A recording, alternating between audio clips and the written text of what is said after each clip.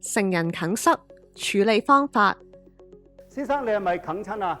嗱，你試下咳啦，試下嘗試咳啦，係嗱，我急過嚟幫你嚇，雙隻腳分開添啊，係嗱，身體向前慢慢污前，係啦，照我説話做，咳啦。如未能把哽塞物咳出，咳啦，應施行腹部擠壓法，找出腹部擠壓法擠壓位置啦，然後將個手指咧就係拇指收埋啦，揸緊嘅拳頭，將扁平嘅位置擺喺手指之上，揾出腹部擠壓嘅位置㗎。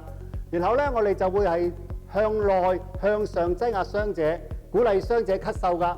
傷者咳啦，咳啦，咳啦，咳啦，咳啦，異物仲未咳出嚟喎，試下再咳，咳啦，咳啦，咳啦，咳啦，咳啦，異物仲未走出嚟喎，試下添，咳啦，咳啦，咳啦，咳啦，咳啦，重複施行5次拍背法及5次腹部擠壓法，直至咳出異物為止。仲未得喎，再試下添。